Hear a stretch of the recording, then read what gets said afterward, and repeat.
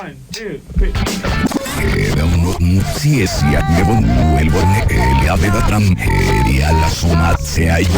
Solo por W Radio. Estamos de regreso en W Radio, son las 11 de la mañana. Risa y risa. Risa y risa, qué impresión, ¿eh? O Con sea, Eduardo Calixto, un hombre tan simpático, tan Ay. gracioso, tan dicharachero. responsable además, bien puntual.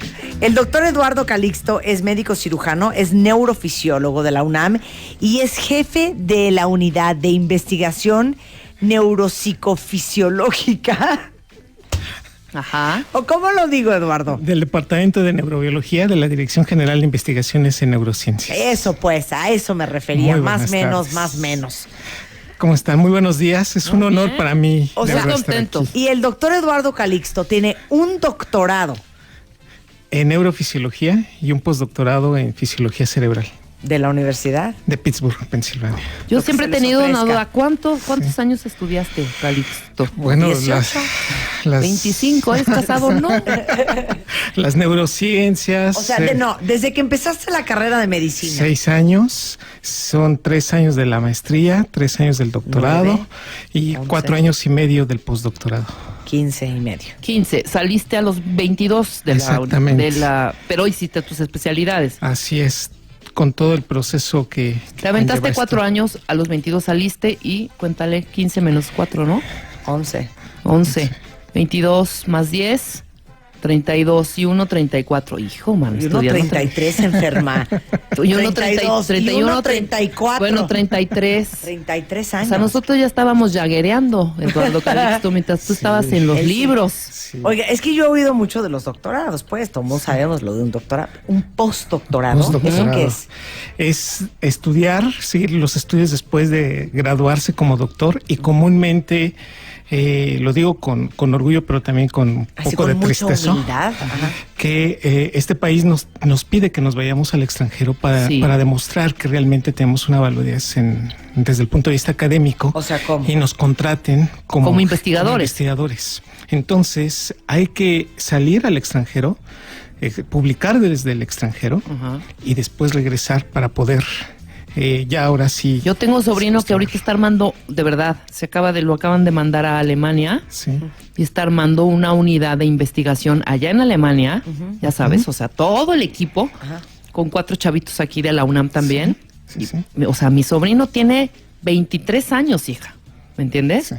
Y estudió una Estas cosa de generaciones, de veras. biología, algo rarísimo, Sí. muy específico, y se casó con su novia y los dos están allá. Ella estudió también biología, pero ella es de las bacterias, fíjate. Fíjate. ¿Y por qué no nos cuentas más sobre tu Y familia? mira, Rebeca? te voy a decir para que Fíjate, veas que tan interesante. para que veas que gente tan inteligente y tan los mangas, ¿me Fíjate, entiendes? qué bonito. No, oye, Sergio, pero dime una cosa. Le mando un beso. ¿Tienes un doctorado en qué? En neurofisiología. En neurofisiología. Sí. ¿Y el postdoctorado? En fisiología cerebral. No, bueno. O sea, si este hombre no les puede explicar el cerebro, nadie más lo puede hacer. Totalmente, por Punto eso y se está aquí acabó. con nosotros. Y este programa fue un inventito de Rebeca. Porque ella tiene muchas inquietudes, Eduardo. Sí. Entonces ella quiere saber cosas que pues no sé si sean del interés general. Pero Yo ¿sabes creo qué? que sí. Es productora de este programa y vamos a darle una oportunidad. Y dijo, se vale. Y ¿cómo dijo, no? se vale. Entonces, hoy vamos a hablar con Eduardo Calixto como breviario cultural y voy a hacer preguntas al final del programa para que estén poniendo atención. Exacto. ¿Qué le pasa a un cerebro cuando está en coma? O sea, ¿cuál parte está desconectada o dormida o cómo? Sí. ¿Qué pasa en un cerebro cuando tiene parálisis? ¿Qué pasa en un cerebro cuando se infarta? ¿Y qué pasa en un cerebro cuando nos morimos? Sí. ¿Por Que dónde le quieres pareció empezar? además, perdón, que le pareció súper interesante el tema, ¿o no, Eduardo? Totalmente es. Ándale, mamacita. Es la primera vez que en un medio de comunicación se abre de esta manera el estudio del cerebro, porque siempre se está estudiando en función de lo que hacemos cotidianamente Claro. y las preguntas ¿Dónde que se genera la tienen. felicidad? ¿Y por qué llegamos? ¿Y dónde no sé qué? ¿Y la memoria? Ya, hijo. O sea, ¿qué pasa con esto? Cuando nos morimos. ¿Qué Está, pasa? Rebeca, está bien, tranquila, no pasa nada. Ok, te dicen está en coma. Está en coma. Y lo único que sabemos es que no responde y no habla. Así Pero es. en realidad no sabemos qué está pasando en el cerebro. Así es. Es una de las características fundamentales ver que no responde a un estímulo externo. Ajá. Y que en forma definitiva no puede incluso abrir los ojos y automáticamente pues pensamos que el individuo tiene un daño irreversible. Desde el punto de vista médico, coma significa sueño profundo. Sin embargo, esto habla ya de una situación muy muy fuerte porque el estado de conciencia está disminuido y lo que no está activo es la corteza cerebral. Es decir, desde el punto de vista jerárquico, la parte más inteligente del cerebro está desconectada. El córtex prefrontal. El córtex prefrontal, pero también la corteza somatosensitiva y la corteza auditiva. Ajá. Muchas personas mencionan que pues sus pacientes lo escuchan. Dicen, no, es que realmente me escucha porque cuando le hablo... Mueve un dedo, mueve por un ejemplo. dedo o lagrimea. O sea, realmente sus ojos empiezan a emanar lágrimas o trata él de comunicarse. Hay que hacer un estudio muy pertinente con estas personas. Por ejemplo, hay que tomar un electroencefalograma para demostrar que realmente está en coma o existe un dato de muerte cerebral. Digámoslo de una manera muy práctica, el coma puede ser reversible. Es decir, puede regresar a un estado de despertar en un tiempo de 48 72 horas. Sin embargo, en muerte cerebral el proceso es irreversible, ya no hay manera de regresarlo. Ok, eso se ve en un electrocardiograma. Electroencefalograma. ¿Qué se ve? Se ve que hay Sí. todavía actividad cerebral. Así es. Cuando nosotros vemos el electroencefalograma es un registro de la actividad eléctrica del cerebro y se ven como líneas de arriba para abajo. Y podemos ver esta situación de frecuencia, es decir, cuántas líneas hay en un segundo. Y eso los médicos, los neurofisiólogos le llaman ritmos. Entonces, en este momento, los cuentavientes que nos están escuchando, Marta, Rebeca, Eduardo Calixto, tiene una actividad de que entre más atención pongamos, más rápido es la frecuencia del cerebro. Lo normal es que si estamos despiertos andamos alrededor de entre 13 hasta 40 Hz. Hertz significan ondas y se miden en tiempo, que esto es un segundo. Entonces, 40 ondas en un segundo, por ejemplo, nos dice que el cerebro está despierto. Evidentemente, si nos vamos quedando dormidos, la actividad cerebral va disminuyendo y pasamos a 13 Hz. Y después ya cuando nos estamos ya así prácticamente sin tener sensación con el medio externo, andamos en 7, 5 Hz. Entonces, alguien en coma, ¿cuántos Hz tiene? Eso es lo interesante, puede llegar a los 7, 6, 4, 2 Hz, una onda por segundo, por ejemplo. Entonces estamos hablando de que la actividad del cerebro está disminuida y muchas de las actividades que se están moviendo alrededor de esto, tenemos que sustentarlas. Es decir, hay que ponerle un ventilador para que ayude a respirar o medicamentos para que la actividad cardíaca no disminuya. ¿Por qué? Porque ahora sí que el cerebro es el centro de operaciones. Exactamente. Pero entonces dime una cosa, ¿qué te tiene que haber pasado para que caigas en un coma? Sí, hay varias cosas que lo pueden causar. La primera es que el cerebro depende de oxígeno y de glucosa.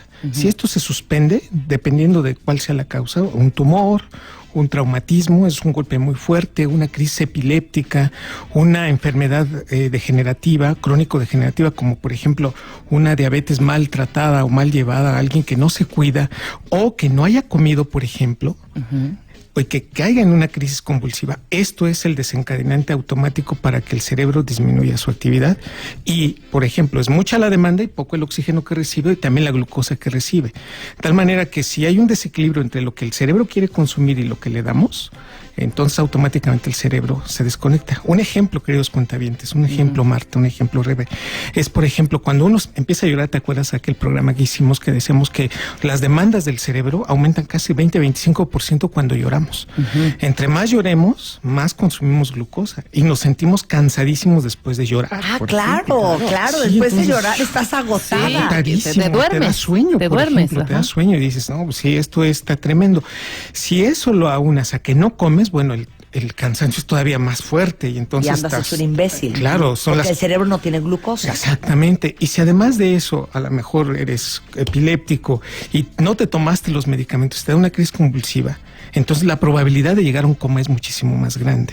Entonces, estamos hablando que depende del consumo de glucosa que tiene el cerebro, de la actividad que tienes y evidentemente en el transcurso de tu vida, si por ejemplo tienes un traumatismo muy fuerte y esta lesiona y compromete la función de lo que llega de sangre al cerebro, estamos perdidos. Mira, un ejemplo también característico. En este país, las causas que matan a los jóvenes son los traumatismos. Y estos traumatismos son en la vía pública. Es un problema de salud que tenemos actualmente. O sea, un choque, un trancazo. Exactamente. Ya sea que el que va manejando o el que está abajo, de verdad es terrible esta situación. Y estos individuos, cuando se golpean muy fuerte en la cabeza y tienen una hemorragia intracraneal o tienen una disminución de aporte de sangre al cerebro, el individuo entra en coma. Entonces esta Pero el situación, coma es el cerebro shut down, disminuye, se apaga, y esto ya sea por un evento que no llega la sangre al cerebro o el consumo es demasiado y entonces colapsa, es decir, se autolimita en su función, y es lo hermoso para que tiene el sobrevivir. cerebro. Para sobrevivir, exactamente. Es un desarrollo tan grande el que tenemos los seres humanos, que tenemos un cerebro que sabe en qué momento tiene que disminuir su actividad. Sí. Es maravilloso. O sea, es literal. Sí. Cuando sabes que tienes en la cisterna 500 litros de agua y esto te tiene que durar una semana, Sí. entonces mejor apagas la cisterna y no te bañas. Exacto. Porque se te va a acabar el agua. El Exactamente. cerebro funciona igual. Totalmente. Hijo, aquí tenemos una escasez tremenda. Antes de quedarnos sin bañar o antes de quedar totalmente tan dañados que no podamos volver a funcionar, me voy a apagar. Así es. Y mantenemos funciones vitales como el respirar y la actividad cardíaca. O a veces ni eso. Y que cuando es muy fuerte, entonces esto Sí, no, colapsa porque y es termina por voluntario eso. también la respiración y Así es es. una señal que me manda el cerebro. Los centros reguladores también están en el cerebro. Una cosa también es que el corazón tenga automatismo, pero la otra es que el cerebro también lo está activando. Si por alguna razón el cerebro deja de recibir sangre, por ejemplo, cuando hay una hemorragia o cuando se bloquea una arteria, esto puede comprometer a estas funciones. De tal manera que con toda esta circunstancia es muy interesante. Hay un neurotransmisor que se produce a concentraciones muy bajitas. Es semejante a la serotonina. Se llama dimetiltriptamina. Esto se produce en el sueño. Cuando nos vamos a quedar dormidos, ya no estamos a punto, o ya estamos en el sueño profundo, esta dimetiltriptamina se eleva y es lo que nos hace como si estuviéramos soñando, como si fuera psicodelia. Vemos los colores raros, todo se mueve, volamos, tenemos sensaciones así como alucinantes, un alucinógeno endógeno. Hoy se ha comprobado, desde el 2007 a la fecha, que cuando las personas están cerca de la muerte o del coma, se libera esta dimetiltriptamina. ¿Cómo se llama? Dimetiltriptamina. ¿Y qué provoca? Entonces nos provoca sensaciones placenteras, pero al mismo tiempo místicas. Bizarras. Entonces, Puedes ir ver a tus parientes pasados. por ejemplo, tener sensaciones religiosas muy fuertes, y es uno de los responsables de estas sensaciones que se refiere de los túneles al final, de la luz, en donde se está generando esta sensación al mismo tiempo placentera, De pero ya me voy también pa'l cielo. Sí. Exactamente, y hay una activación de neuronas que están liberando endorfinas. Por lo tanto, esta sensación de que dice la gente, no te vayas al final del túnel, es una reacción que tiene el Stay cerebro. away from the light. Stay away from the light. Pero lo interesante de esto, queridos cuentavientes, Marta, Rebe, es que esta es una situación que tiene el cerebro en función para tranquilizarnos. Pero a ver, espérame un segundo. Entonces, lo que tú estás diciendo es que desde el punto de vista científico, esas películas, libros y documentales de personas que dicen Haber visto. la vida después de la muerte, Claro. tu explicación científica es no. Eso no fue ni las puertas del cielo, ni Cristo parado en una nube con sus rayos de luz esperando a que tú llegaras. Para ti es la... Dimetiltriptamina junto con beta-endorfinas. Okay. Eso es lo que te hizo alucinar eso. Exactamente. Y que todos lo tenemos todos los días en mayor o menor función conforme estamos soñando, pero cuando estamos cerca de la muerte, esta liberación, el cerebro lo está adaptando, y vean ustedes lo hermoso que es que hasta en ese momento el cerebro adapta Sí, a la situación, claro. Entonces, ¿segrega eso para qué? Para tranquilizarnos. Para relajarte, tranquilizarte. Dice, bueno, ya está cerca el fin. Y mucha gente dice, mira cómo se fue sonriendo, cómo se fue con una sensación de no tener ese sufrimiento que seguramente venía trayendo. Y la gente que se murió clínicamente unos minutos, es lo primero que te dicen. Sentí una paz, Sí. una tranquilidad. pensando que era Cristo. Sí, por supuesto. Y en realidad era... La dimetiltriptamina junto con beta-endorfina. Solo en de esas únicas dos situaciones, en el soñar y en cerca de la muerte, es que se libera esa sustancia. Y esto es totalmente dependiente de la privación de sueño, como hace semanas que nos habló el doctor Reyesaro, que nos decía que privarnos de sueño es una situación fundamental para entrar en un sueño más profundo. Entonces es cuestión de que no te duermas una noche y te das cuenta que tus sueños son totalmente bizarros o de esos que invitan a estar volando, y esta situación. Entre más nos privemos de sueño, más liberamos este neurotransmisor. Cuando estamos en sueño profundo. Entonces, regresando al coma, cuando alguien está en coma, no es que se le murió el cerebro, no, es simplemente está apagado. Exactamente. Ahora, la estadística es muy interesante porque después de un coma, el 27% de los pacientes se despiertan y logran recuperar sus funciones cerebrales y motrices. Así es. No todo el mundo que está en un coma pasa de un coma a la muerte. Por supuesto. No. Esto no es una dirección y no es un fenómeno determinista. Hay personas que entran en coma y de nuevo la circunstancia puede ser desde el tumor, desde el traumatismo, la enfermedad, alguna cirugía. Ahora, de hecho, hay comas inducidos. Por supuesto. Sí, eso yo no entiendo. Explica qué es eso y por qué se hace. Si me permiten en este punto, el cerebro tiene una relación de lo que excita y lo que inhibe.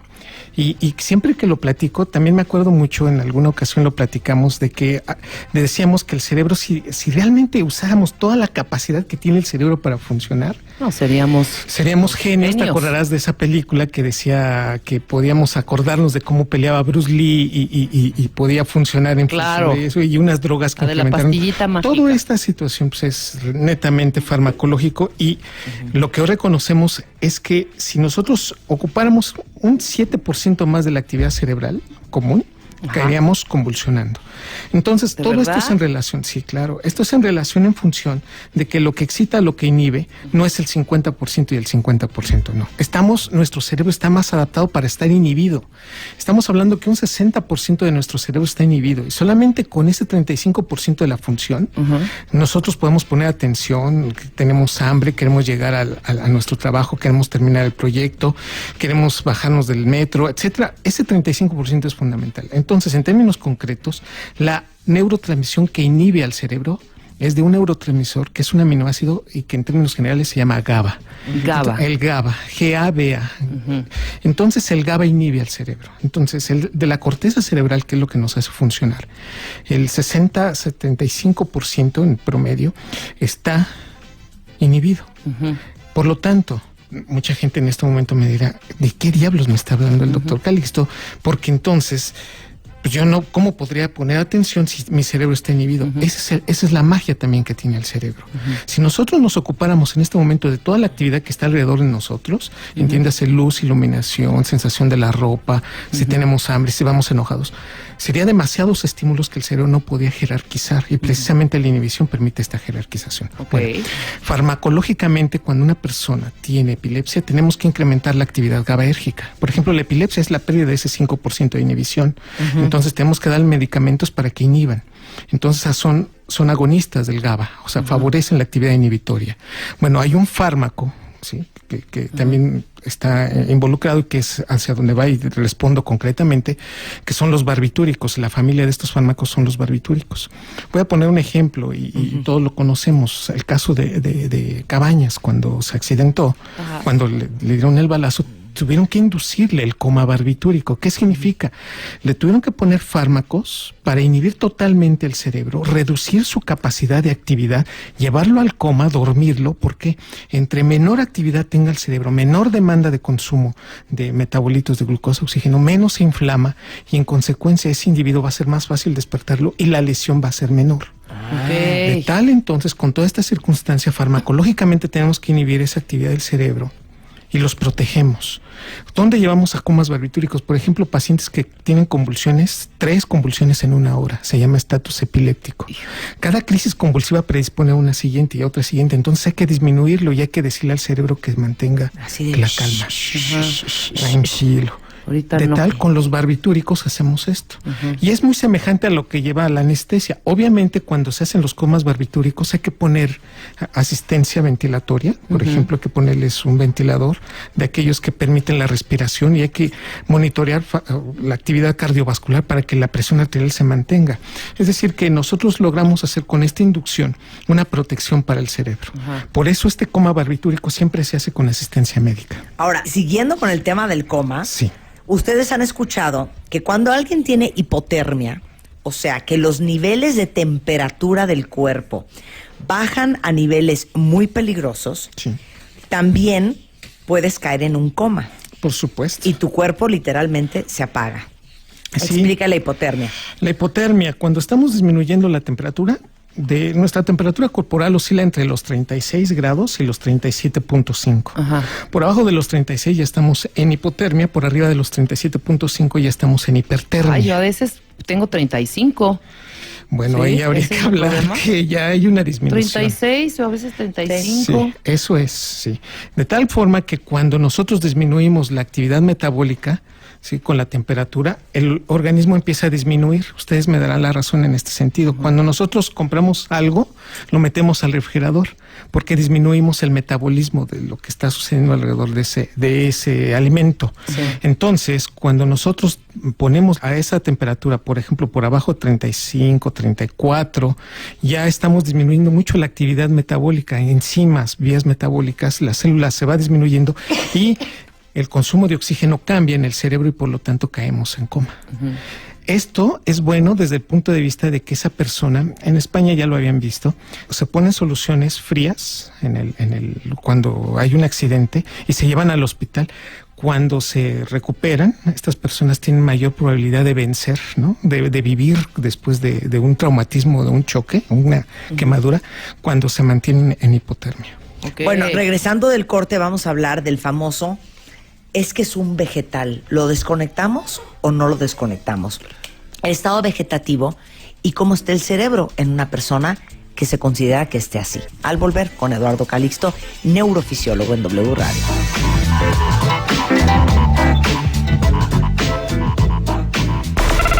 Tienes exactamente 140 caracteres para mandar un tuit a @Marta de Baile. @Marta de Baile. Y si no te alcanza, mándanos un mail. debaile@televisa.com.mx. Más Marta de Baile en W. Entre nosotros existen víctimas y existen héroes. Aquellos que arriesgan todo por salvar al inocente y al débil. Por ello ha llegado el Escuadrón de la Justicia. ¿Podrá la vecina del 4 rescatar al gatito de la vecina del 8 a tiempo? ¿Se saldrá con la suya el supervillano de la ventanilla del banco? ¿Logrará envenenar el señor de los tamales a toda una colonia? Ingresa a martadebaile.com o a wradio.com.mx y busca las bases. Cuéntanos la historia del héroe que conoces y participa salvando al mundo. Siga los rastros de los héroes entre nosotros aquí en el Escuadrón de la Justicia con el Buscalocos y Marta de Baile. Por W Radio. Estamos de regreso con nuestro neurofisiólogo de cabecera, amado y adorado por ustedes, hasta en Twitter, Calixto, porque trae neurotips todos los... ¿Qué martes? Martes, por Todos lo los tanto. martes tuitea neurotips. Estamos hablando qué pasa en el cerebro cuando un cerebro está en coma. Y una de los grandes dilemas de los familiares es que desconéctalo, porque es un vegetal. Así es. Cuando dicen que alguien está en estado vegetativo, ¿ya se murió o no se murió? Qué fuerte la pregunta y qué bueno, de verdad agradezco mucho la invitación. A ver. Cuando estamos en estado vegetativo es porque ya hubo muerte cerebral, ya hubo muerte de la corteza cerebral. Ok. Esto... O sea, el cerebro no está apagado. Ya... Está muerto. Ya está muerto. Y la creencia es, claro, y la creencia en muchas familias es, mientras no haya muerte cerebral, sigue habiendo vida. Así es. Ahora, Por eso muchos no es la otros desconectada, ¿eh? A ver, pero para muchos otro es, si ya hubo muerte cerebral Sí. y tú le quitas el respirador, Ya no va a sobrevivir por sí no va a solito. sobrevivir. ¿Por qué? Porque ya no tiene, ahora sí que Ningún control estímulo. o de operaciones que les diga, Claro. sigue respirando y sigue latiendo corazón. Así es. Entonces, Así si lo es. desconectaras, Sí. solito, ya no podría respirar. Ya no podría Claro. hacerlo. Ya Entonces, si no fuera por la medicina, está muerto. Así es. Y tenemos que decirlo de una forma tan fría, tal vez, porque muchas personas que nos escuchan dicen, pero es que ustedes no pueden pensar, o realmente ustedes los médicos no pueden tener tanta insensibilidad de decirme, desconéctelo, ¿no? No voy a decir nombres, Marta, yo realmente agradezco mucho el hecho de que yo tengo un micrófono abierto y que me comunique con ustedes. Y quien me está escuchando sabe de quién hablo. Uh-huh. Alguna vez me hablaron porque en la Cruz Roja, una muchacha de 17 años con su novio, él llevaba el casco, ella no, sufrió un accidente, ella se cae y tiene un traumatismo craneoencefálico, tiene una hemorragia muy fuerte, le diagnostican muerte cerebral y le proponen donación de órganos. Entonces, me acuerdo mucho, Marta, porque para mí es muy significativo, porque yo estaba en el programa con ustedes, en W Radio, y salí de la estación y me dijo, por favor, comunícate conmigo porque tengo una emergencia. Yo no la conocía. El argumento es muy corto. Fui a la Cruz Roja. La Cruz Roja se portó muy bien, en el sentido estricto que dijeron, la chica tiene muerte cerebral, 16 años, toda su familia no pedía de que la desconectaran. Realmente ellos estaban con la ilusión de que ella despertara. Entonces, platicando con los médicos muy profesionales, me dijeron, es que está en el periodo crítico de poder otorgar órganos a otras personas, puede salvar entre 6 a 8 vidas. Entonces, el mensaje es muy fuerte, evidentemente ya es un fenómeno irreversible. Las neuronas ya no se recuperan, solamente hay una región en el cerebro que se pueden dividir, que es en el hipocampo. Neurona que perdemos, neurona que no vamos a recuperar. Todos los días perdemos entre 10,000 a 30,000 neuronas. Esto depende de si comemos, cómo dormimos, depende de muchos estímulos, pero en términos concretos, lo que sí queremos hacer un reconocimiento es que ante estos eventos, la corteza cerebral, cuando mueren estas neuronas en forma tan fuerte, tan agresiva, tenemos el reconocimiento específico de que ya no hay nada que hacer. Claro. Entonces, cuando se acercan al familiar y le dicen, tenemos que desconectar a tu papá, o a tu hija, o a tu mamá, realmente lo que estamos viendo es el no reconocimiento de que pues ya no es posible regresar. Pero por eso, porque como está respirando, sentimos que no está muerto. Está respirando por medio de un aparato. Claro, pero está respirando porque está un aparato de por medio. Exacto. Y entonces, esta situación de muerte cerebral, estamos ante un estado vegetativo en el que realmente depende del soporte externo del ventilador y de aminas biógenas, y paradójicamente se otorga dopamina o análogos de dopamina para forzar al sistema cardiovascular para perfundir un cerebro que ya no responde. Entonces, esta situación, lo digo porque esto es un común denominador en nuestras poblaciones, por ejemplo, México, la Ciudad de México, Monterrey, Guadalajara, donde tenemos mucho de esto, y el estado vegetativo, mal llamado vegetativo, pero es un proceso de corticación irreversible en el cual, pues, es muy importante reconocerlo. Entonces aquí sí es cuando el electroencefalograma entra en la disertación. ¿Qué hacemos? ¿Está en coma o está en un estado vegetativo? Y el electroencefalograma define claramente esta actividad. Cuando es isoeléctrico, cuando es una línea, entonces estamos hablando de eso. Bueno, hay un caso impresionante que quiero que escuchen, cuentavientes, porque este caso es diferente a haber estado en un estado vegetal. Hay una chava que se llama Terry Wallace, tú conoces esa historia. Sí. Estuvo en coma 19 años. O sea, se perdió la década de los 90 completita y parte de los 2000.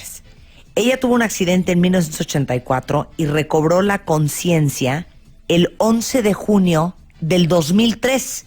No, sí, me imagino. 19 años. Y la primera palabra que dijo cuando se despertó fue, mamá. Ella es la persona que más tiempo ha durado en coma. Ahora, la persona que más tiempo duró en estado de coma, pero que nunca se recuperó, fue la estadounidense Elaine Esposito, quien se mantuvo en esa condición 37 años, hasta que se murió en el 78. Pero el caso de Terry Wallace, que estuvo 19 años en coma, ¿cómo es posible que un cerebro se apague 19 años? Sí, porque no estaba muerto el cerebro. No. Sí, aquí hay un cambio en la liberación de neurotransmisores y de la activación. Evidentemente aquí lo que pasó fue que hay una disminución, el neurotransmisor que por otro lado excita al cerebro se llama glutamato. El glutamato excita, el GABA inhibe. Entonces, conforme el proceso va gradualmente recuperándose, la poza de liberación de glutamato se va recuperando. La neurona no se muere, es funcional y va cambiando sus receptores con el tiempo. Eso es lo que pasó en estos 19 años. Así es. Claro. Entonces, disminuyó el aporte de oxígeno, el aporte de glucosa, las neuronas disminuyeron la síntesis de glutamato y gradualmente esto se fue recuperando. Pero ahí no tienes tú la certeza de cómo va a regresar. No sabemos. Ni si va a regresar. Exactamente. Igual, pues supongamos que ya dice mom. Sí. No sabes si va a tener quizá parálisis en alguna parte de su cuerpo, Claro. o quizá no pueda ya oler o, Claro. o recordar algunas cosas. Ahora mi pregunta es la siguiente. Pero qué fuerte. Sí. Porque imagínense ustedes un familiar. Al año 3 dices, pues, ¿qué hacemos? Claro. Al año 10. Sí. A ver, ya llevamos Sí, por 10 supuesto. años con esta niña en el hospital. Sí, por supuesto. Cualquiera pensaría, pues esto ya no va a jalar.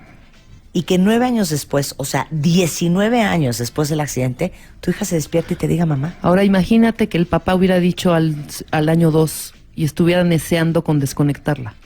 Claro, que esa ¿No? es otra cosa. Tú como doctor, Eduardo, jamás recomendarías a una familia cuyo hijo está en coma, pero que no tiene muerte cerebral, Ah, por supuesto. que lo desconecten. Claro, no, ahí sí no. Ahí sí no, ahí el ya dato se- característico no hay es eutanasia aquí. el Sí. electroencefalograma, incluso yo les diría, no lo podemos hacer y es necesario mantenerlo.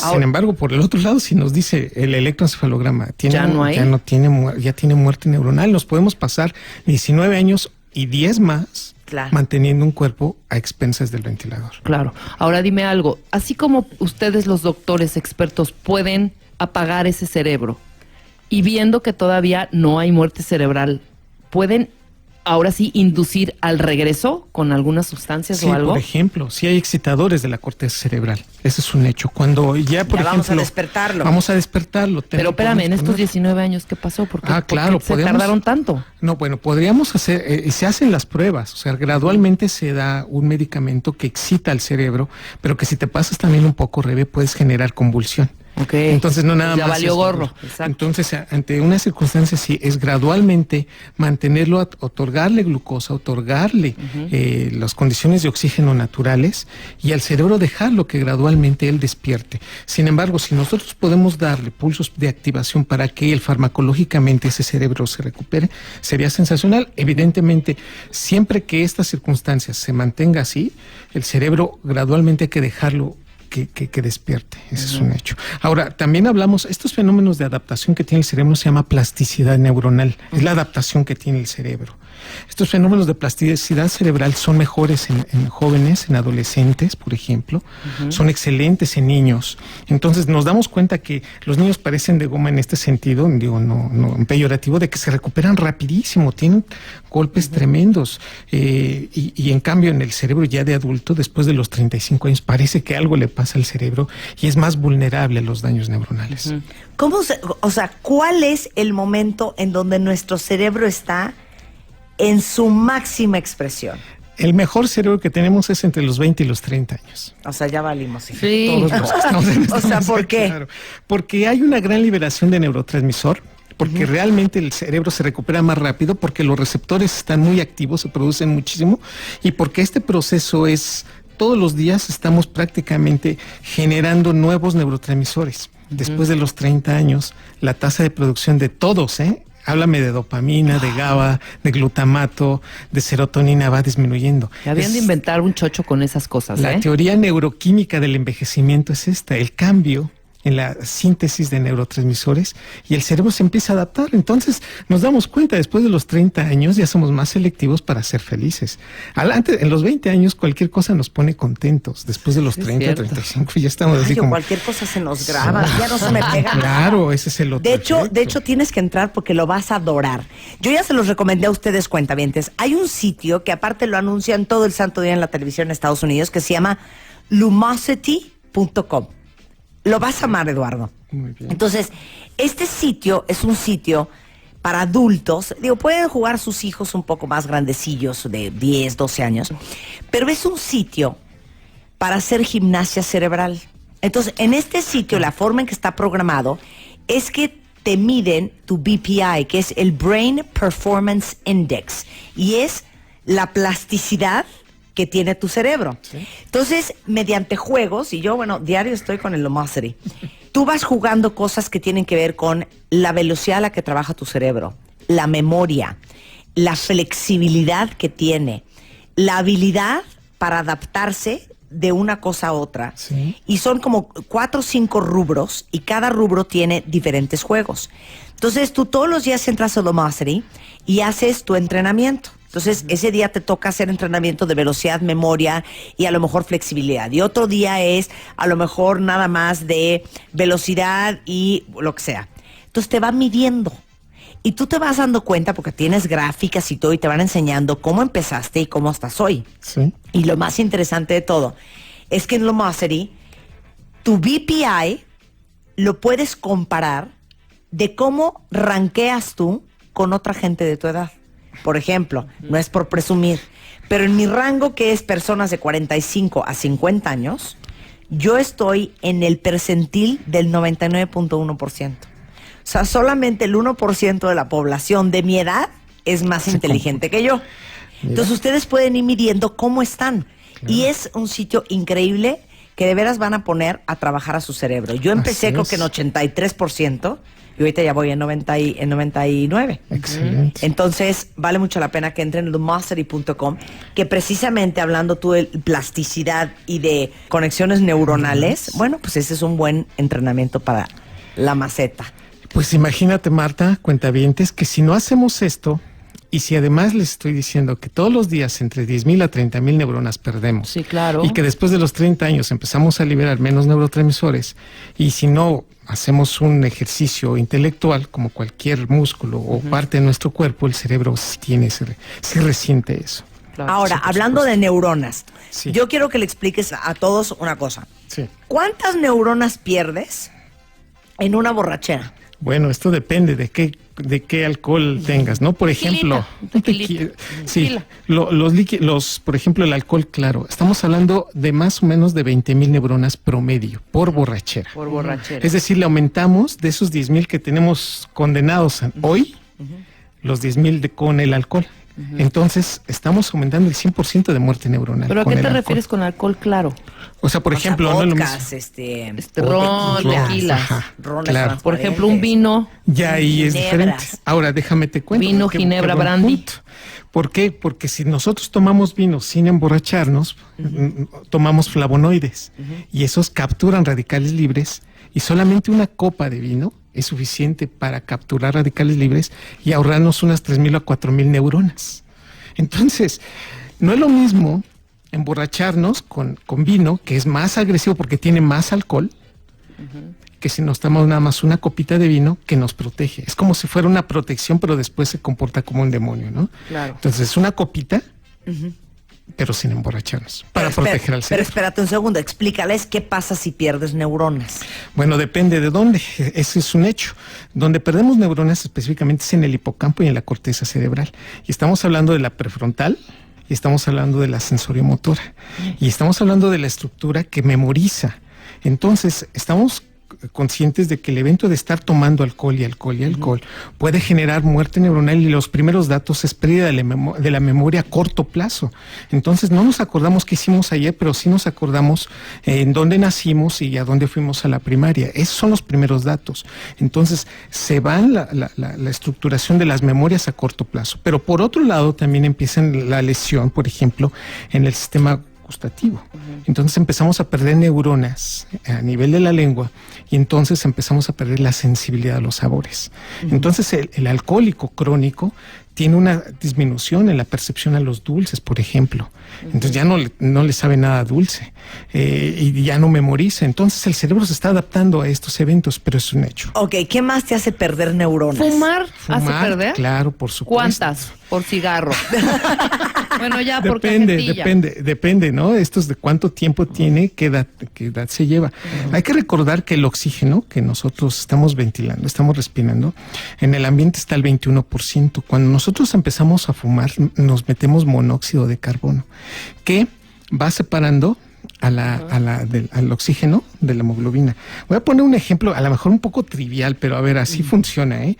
Digamos que Rebe Mangas conoce a Brad Pitt. Ok. Y entonces tiene que escoger entre Brad Pitt y un hombre no tan guapo. No tan Brad. No tan Brad. Entonces, pues eres novio del no tan guapo, pero si llega Brad Pitt te dice con permiso. Sí, total. Pero me puedes decir cuál es el individuo que más te gusta en este mundo. Con el que estoy. Ah, ¿quieres que te diga algo? No, ¿Alguno? sí. ¿Quieres que te diga uno? Sí. Lo voy a decir, me vale gorro. Sí. Johnny Depp, supongamos. Johnny Depp. Puta. Entonces llega Johnny Depp y dice, bueno, con permiso, Rebe, nos vamos, buenas noches. Y te vas con él. Ajá. Tienes mayor afinidad, la hemoglobina tiene mayor afinidad. La hemoglobina es donde se transporta el oxígeno. Ok. El punto es que la hemoglobina le gusta el oxígeno, pero pues lo pega porque ya no tiene de otra. Sin embargo, el monóxido de carbono del cigarro le encanta la hemoglobina.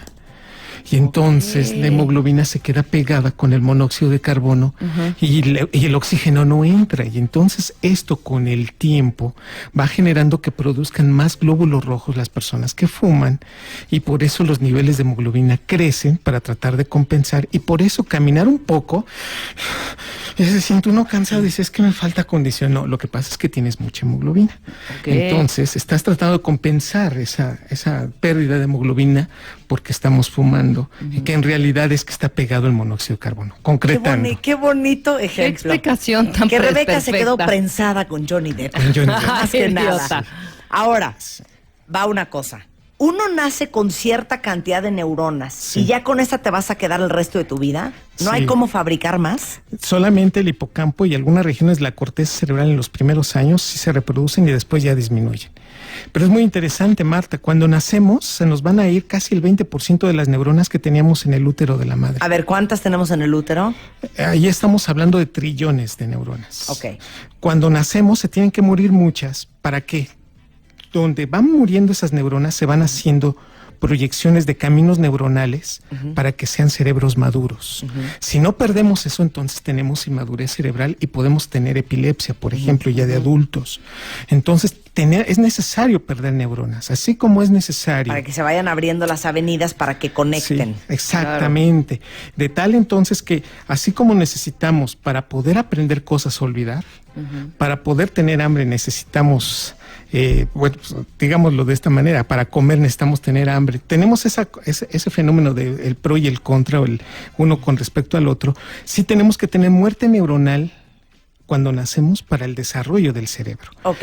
Y entonces, después del primer año de edad, estamos hablando en promedio, que ese es el número de neuronas que nos vamos a ir manteniendo, pero después de los 12, 13 años empezamos a perder neuronas de acuerdo a lo 10,000 que por comemos, día. por ejemplo. De a 10,000 por día. Que Ahora, así es. a ver, yo te quiero hacer otra pregunta, porque vino una persona del de este Centro de Investigación del Politécnico, Sí, del Sinvestaf. del Sinvestaf, Sí. y dijo lo que pasa en un cerebro cuando alguien fuma, por ejemplo, marihuana, Sí. o cuando alguien se mete peyote. Sí. Esas personas que decimos se quedaron en un viaje. Sí. ¿A esas personas se les murieron las neuronas? Hay una muerte neuronal, pero también hubo un cambio en la liberación de neurotransmisores, específicamente la serotonina.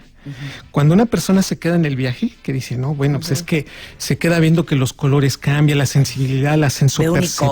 unicornio, sí, sí. Ajá, que está Los árboles volando, le hablan. se siente más ligero, tiene esta relación mística No, y de aparte hablar con ya personas. hablan como con una discapacidad. Así es. ¿No? Y sin Más que ellos lo lentos. perciban. Realmente ellos no Son están más lentos, no son tan inteligentes. ¿Qué pasó? Ese es el punto. Estamos cambiando la liberación de serotonina.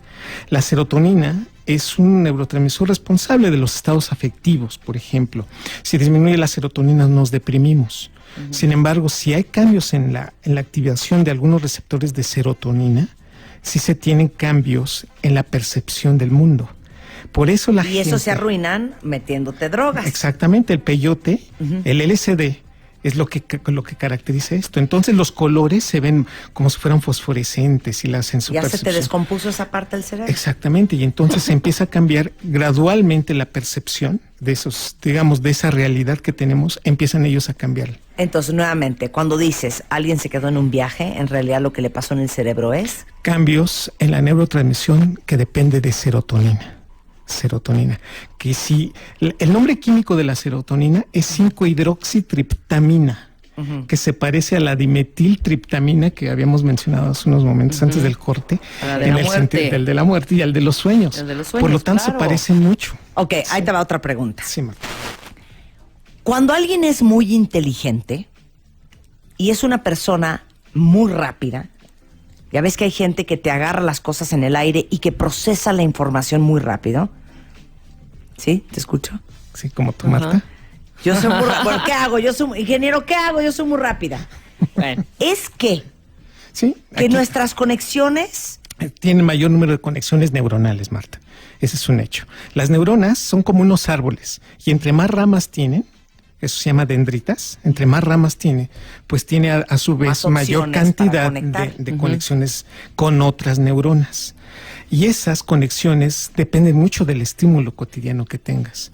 No es lo mismo un individuo que se levanta a las 9 de la mañana, se desayuna a las 10, ve televisión a la 1 de la tarde, sale de su casa y regresa y solamente ve televisión todo el día sin darse cuenta de que, bueno, puede hacer más cosas. A un individuo que se levanta a las 6 de la mañana tiene que correr, Y ya tiene está en que actividad. está haciendo actividad, está leyendo, está memorizando, tiene que entregar varios Es reportes. rápida, agarra las cosas hacia el aire. En el caso del segundo individuo, tiene mayor conexión Claro. de neuronas y entonces se adapta su cerebro a un mejor ¿Las proceso. consecuencias adversas habrá algo? De eso, No sé, sí, que claro. quizá, ¿verdad por que sí? supuesto, Tiene consecuencias adversas terribles. ¿Te acuerdas, Marta, que alguna vez me hiciste también el honor de invitarme a un español que te podía hacer cálculos matemáticos Ajá, con ecuaciones larguísimas y podía calcular incluso, es más, él podía definir con tu fecha de nacimiento el día que había sido, ¿no? Sí, ¿Qué día había sido? totalmente. Lunes, martes, etcétera. Sí, un español. Exactamente. Ajá. Este hombre,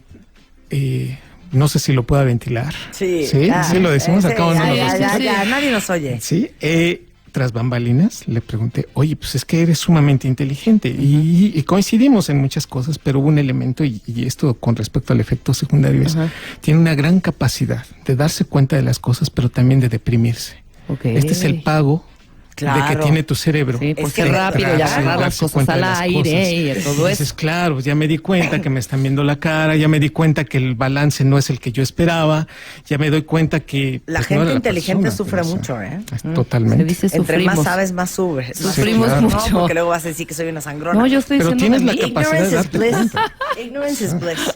Porque Yo- de todo nos damos cuenta. Exactamente. Sí, y cuestionas todo cañón y estás... Y le das vueltas claro, a por todo supuesto. y todo Sí. introspectas y Sí. todo analizas. Ay, es sí, una somos fregadera. tan down. Yo tengo mis amigas que no son tan inteligentes y vieras bien felices que son. Y Sí, bien que me llevo y te con da- ella. Y te das cuenta que esa situación de adaptación, incluso para estas personas que no tienen, digamos, esta arborización dendrítica, este contacto neuronal tan evidente, Ajá. son personas que se conforman y que dicen, bueno, pues como quieras. Sin embargo, las personas inteligentes cuestionan y eso hace que son personas que van modificando realmente y que van haciendo que los procesos de toma de decisiones sean muchísimo mejor. Claro. mejor llevados. Claro. Regresando del corte, vamos a hablar de qué pasa en el cerebro cuando se infarta o cuando te da parálisis al volver.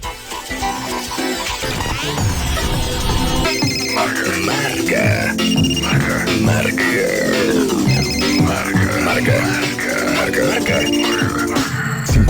5166-8900 y 01800-718-1414. Marta de Baile en W. A, B, C, D, E, F, G, H, I, J, K, L, M, N, O, P, Q, R, S, T, U, V. Marta de Baile en W. X, Y y Z. Estamos de regreso en W Radio. En unos momentos más, Mario Guerra, el rockstar del amor, con la tercera y última parte de nuestro serial sobre las emociones. Y hoy les vamos a enseñar cómo dejar de estar rumiando y obsesionándose con pensamientos que no los llevan absolutamente a nada. Pero estamos hablando con el doctor Eduardo Calixto, que es neurofisiólogo, sobre qué pasa en el cerebro en un coma, con la inteligencia, con hasta el peyote. Ya explicamos qué pasa en el cerebro. Pero ahora vamos a hablar de cuando te dicen se le infartó el cerebro. Tuvo un infarto cerebral.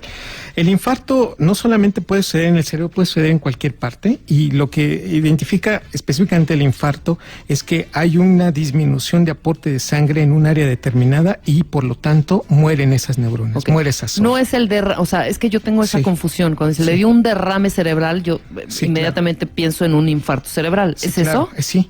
El infarto puede venir de dos cosas, o de un derrame porque una arteria se rompe, o que una arteria se bloquea por un émbolo. Es decir, ese émbolo puede ser de grasa, cuando uno se fractura, eso es fuerte. Puede salir un poco de grasa, porque hay que recordar que hay grasa en el hueso, en la médula ósea roja, y puede eso llegar o al pulmón o al cerebro. En el caso del pulmón puede ser pero a ver, entonces, al cerebro no lo puede tocar nada porque se descompone. Totalmente. Es un órgano privilegiado. Le cae una gota de sangre, se descompone. Le cae una gota de grasa y se descompone. Le deja de llegar oxígeno, se va. Entonces, ¿cómo es posible esas operaciones en donde literal como mono te abren el cerebro? El cráneo. Y te hacen una operación? Sí, ¿Cómo con la punta del bisturí no le dan en la torre al cerebro? Bueno, esas cortan con la sierra, pero cortan el hueso, Marta. Sí. Y hay tumores que son inoperables. No, lo que cortan es el hueso. Sí. Claro que cortan pero también el hueso, cortar la pero están corteza manipulando cerebral. el cerebro. Sí, claro, lo están moviendo. Entonces, si una digamos gota de sangre le da en la torre, ¿cómo la manipulación de una operación de cerebro no te da en la torre? Tienes que tener criterios para poder entrar Y al hay cerebro. zonas en donde no son intocables. La bóveda craneana, cuando tú la abres, hay una presión determinada. Cuando tú la abres, se despresiona y entonces genera ya inflamación. Nada más por el simple hecho de hacer un hoyo en el cráneo. Se despresuriza. Exactamente. Y ahí se inflama. Entonces se inflama. Entonces hay que tener cuidado. Por eso hay que tener criterio para poder entrar al cerebro y operarlo y tocarlo. Claro. Es cierto, por ejemplo, hay cirugía para epilepsia, en la que hay que cortar el foco epiléptico. ¿Por qué? Porque ese paciente le has dado ya todos los medicamentos habidos y por haber realmente, y tiene 7, 10 crisis y hay que cortar. Entonces hay que quitar ese pedazo, por supuesto. Pero bueno, eso debe de estar muy bien medido. Pero ese es un horror de los 50, cuando practicaban las lobotomías para totalmente. la epilepsia. Sí, por supuesto. Y el caso de Henry, que es uno de los casos que preservaron hasta la fecha su estudio, su cerebro en California, porque a muchos, a la hora de hacerle la lobotomía para parar la epilepsia, les daban en la torre, en el área de la memoria, por ejemplo. Sí, por supuesto. O en el área del habla. Claro. Entonces ya no le daban convulsiones, pero el señor ya ni hablaba ni se acordaba. Sí, claro. Y el caso específico de este hombre es que le hicieron la lobotomía en los 50, pero increíblemente él seguía teniendo memoria. Sí. Entonces fue un caso de estudio Que impresionante. quisieron analizar el cerebro, claro. Exactamente. Bueno, yo necesito una lobotomía para dejar de fumar. Ya lo decidimos, Rebeca y yo. Entonces, si el cerebro deja de recibir sangre, esa región es la que entonces decimos que se da el fenómeno de infarto. Pero en realidad se murió. Se murió. Entonces, pero está muy bien ubicado por la zona de la arteria que está llevando sangre. Por eso, en una hemorragia o en un, digamos, en un émbolo, en algo que bloquea, en una embolia, a esas dos características se le llama enfermedad vascular cerebral. Entonces, la famosa enfermedad vascular cerebral puede ser por hemorragia o puede ser por un émbolo. Okay. Y de nuevo, la hemorragia puede ser porque incluso la paciente o el paciente tiene hipertensión y no tomó los medicamentos y fue tanto la presión que entonces rompe una arteria y se va por ahí la sangre. O tuvo un infarto o un golpe muy fuerte o un traumatismo muy fuerte o por ejemplo, un tumor. Esto genera entonces esta ruptura de estos aneurismas que entonces generan la hemorragia y eventualmente dan el infarto. Ahora, cuando dicen tiene parálisis cerebral, ¿eso qué significa? La parálisis cerebral entonces se reconoce cuando los cerebros son muy jóvenes y entonces no alcanzan a generar toda la trayectoria, digamos, de las neuronas que van a ir llevándose o de las conexiones que tiene que hacer el cerebro. Y hay periodos críticos para hacer esto. Voy a platicar específicamente de esto en términos concretos. Por ejemplo, el gato nace ciego, perdón por poner un ejemplo, pero es lo más característico. Y conforme, si el gato recibe estímulos visuales, o sea, luz y empieza él a buscar junto con el olfato, en 3 días él ya reconoce y tiene muy bien conectados sus ojos con el cerebro. ¿Qué pasa si al gatito, y mira que a mí me encantan los gatos, pero qué pasa si un gato recién nacido se le suturan los párpados? Y después de 3 días se le quitan la sutura. El gato va a ser ciego para siempre. Quiere decir que hay un momento crítico que si el cual no cruza las neuronas, no recibe el estímulo, aunque después le sigas aumentando, ya no conectan. A eso le llamamos periodos críticos. En el ser humano tenemos varios periodos críticos. Muchos de estos son antes de nacer. Por eso las lesiones en útero son muy fuertes. El embarazo, a partir del embarazo de la 5ª semana está formando el cerebro. Y esto termina prácticamente en la semana 16, 17. Después el cerebro va a madurar y va a crecer. Y esto no termina hasta los 21 años en las mujeres y 26 en los hombres. Pero en términos concretos, estos fenómenos de conexiones neuronales y de formación de caminos para conexiones de varias estructuras, si se ven interrumpidos porque se rompe este proceso, nacen y entonces no pueden generar, por ejemplo, conexión de movimientos porque la corteza cerebral está no conectada con médula espinal, por ejemplo. O sea, por eso dices parálisis, porque el desarrollo de esas conexiones se paró. Y además de que emotivamente no conectó y conductualmente se ve una disminución tanto conductual como motora, no hay movimiento, y como también dependiendo de la zona en donde está, hay parálisis cerebrales absolutas en donde prácticamente no hay movimientos, no hay fenómeno de la evocación, de la foneación, no hablan, no se mueven y son totalmente dependientes de estarse modificando su posición con otras personas. Entonces aquí estamos hablando de que hubo una etapa en su periodo crítico de conexión y de desarrollo del cerebro que estuvo involucrada. Hay que recordar que por eso no hay que tomar antibióticos cuando se está embarazada. Por eso no hay que tener radiaciones cuando se está embarazada. Hay que tomar vitamina B12, ¿no? Ácido fólico cuando se está embarazado porque se están formando nuevas células y es muy crítica esa etapa. Por lo tanto, sí es muy importante que cuando se está desarrollando el cerebro no se tengan lesiones o eventos nocivos para la formación. Específicamente cuando hay parálisis cerebral también puede deberse a infecciones virales que se dan cuando la mujer está embarazada.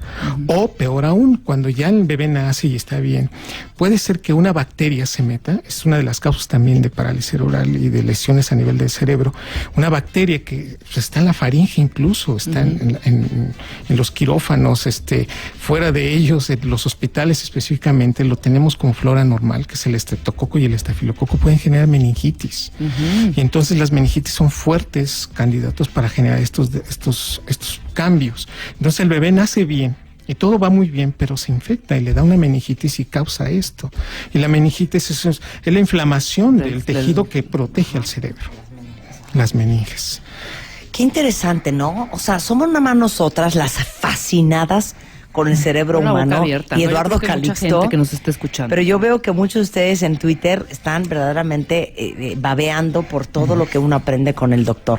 Eduardo Calixto está en Twitter y todos los martes tuitea neurotips para que los sigan. Los neurotweets para que lo sigan. Es Calixto en Twitter. Es un gusto, Eduardo, tenerte siempre aquí. Muchísimas gracias. Para mí es un placer, de verdad. Es un honor estar con ustedes. Gracias. Marca.